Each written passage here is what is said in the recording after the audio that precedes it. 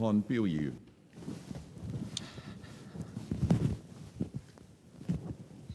主席，我認為今日我哋所辯論嘅唔單止係輸入勞工嘅議題，而係我哋點樣先至可以幫到香港保持競爭力。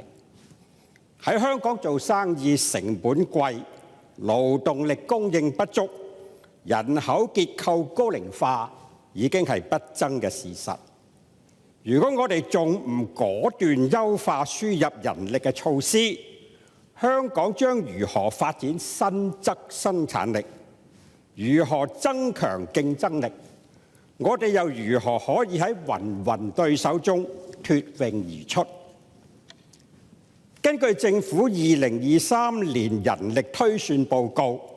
，2028年人力供求差額達到18萬人，建造業更加係9個關鍵產業中嘅重災區，空缺高達45000至到55000個。建造業議會嘅人力預測報告預計，建造業嘅專才、技術人員及工友各個層面都出現嚴重嘅人手短缺，至到2027年，短缺會超過4萬人。香港建造商會最新嘅勞工需求調查亦發現，最缺乏人手嘅2個工種，即係釘板同埋紮鐵，短缺係高達20%。咁係咪冇輸入勞工嘅配額呢？唔係，政府嘅建造業輸入勞工計劃首6輪累計批出配額接近1萬個。不過，建造業輸入勞工計劃主要係適用於公營合約。換句説話講，即係話要等到喺公務工程嘅手指罅露出些少嚟，私人工程先至有望受惠，否則我哋仍然係要搶工人、趕進度、高成本嘅情況之下經營。我促請政府當局馬上清除建造業輸入勞工計劃中所有對私營工程設下嘅關卡，包括撤銷特地工種範圍、放寬外勞住宿安排限制、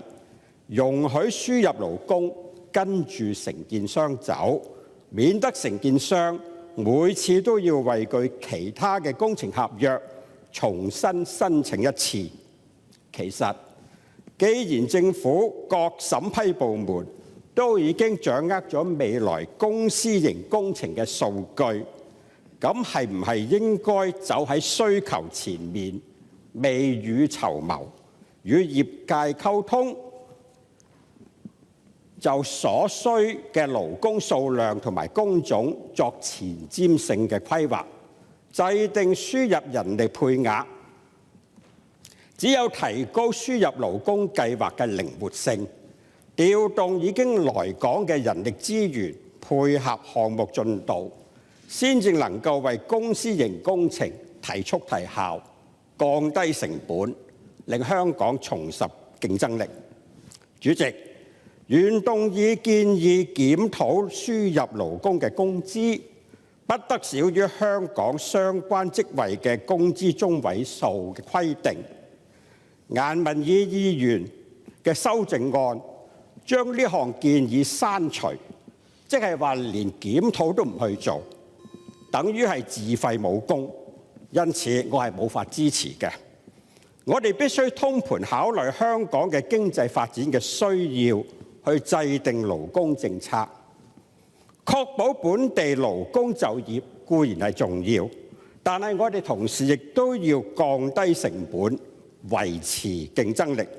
如果外勞市場薪金水平遠係低於中位數，而當局仍然硬性規定僱主必須支付不低於中位數嘅工資，無疑就係迫使僱主嘅成本上升。因此，我建議當局必須放寬有關規定，根據供求關係調整工資標準。主席，我謹此陳辭，係支持邵家輝議員嘅原議案同埋李鎮強議員嘅修正案。